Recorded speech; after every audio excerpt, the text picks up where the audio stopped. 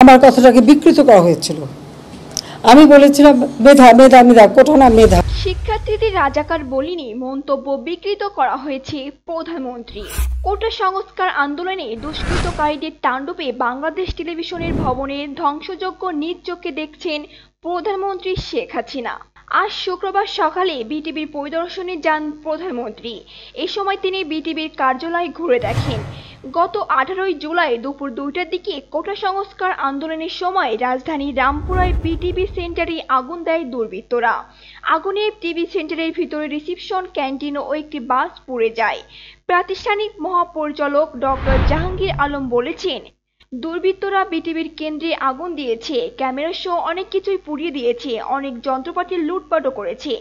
আমাদের 17টি গাড়ি পুড়িয়েছে, 9টি গাড়ি ভাঙচুর করেছে, 2টি সম্প্রচার ভ্যান পুড়িয়ে দিয়েছে। দুষ্কৃতকারীদের খুঁজে বের করতে জনগণের সহায়তা চেয়ে প্রধানমন্ত্রী শেখ হাসিনা বলেছেন, শিক্ষার্থীদের আমি রাজাকার বলিনি, আমার মন্তব্যকে বিকৃত করা হয়েছে। তারা নিজেরাই নিজেদের রাজাকার বলে স্লোগান দিয়েছে।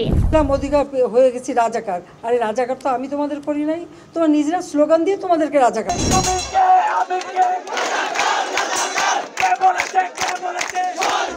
আজ শুক্রবার সকালে ক্ষতিগ্রস্ত বাংলাদেশ টেলিভিশন ভবন পরিদর্শনে গিয়ে তিনি এসব কথা বলেন। এ সময় কোটা সংস্কার আন্দোলনের দুষ্কৃতকারীদের তাণ্ডবে ধ্বংসস্তূপে পরিণত হওয়া বিটিভির কার্যালয় ঘুরে দেখেন প্রধানমন্ত্রী। সরকার প্রধান বলেন, যারা এসব ধ্বংসের সঙ্গে জড়িত, আনাচে কানাচে যেসব হামলাকারী লুকিয়ে আছে তাদের খুঁজে বের করে সাজা নিশ্চিত করতে দেশের জনগণকে সহায়তা করতে হবে। এই শত্রুদের খুঁজে বের করতে জনগণের সহায়তা চাই। শেখ হাসিনা বলেন, বিএনপি জামাত ওদের মতোই অগ্নি সন্ত্রাস করেছে, এবার তারা আলাদা।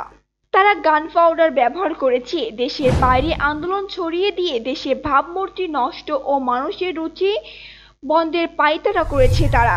এর আগে গতকাল বৃহস্পতিবার সকালে মিরপুর 10 মেট্রো রেল স্টেশন পরিদর্শন করেছেন প্রধানমন্ত্রী শেখ হাসিনা। তখন তিনি বলেছেন, দেশের জনগণকে তাদের দেশব্যাপী তাণ্ডবের সঙ্গে জড়িত অপরাধীদের বিচার করতে হবে। আমি জনগণের কাছে ন্যায় বিচার চাইছি।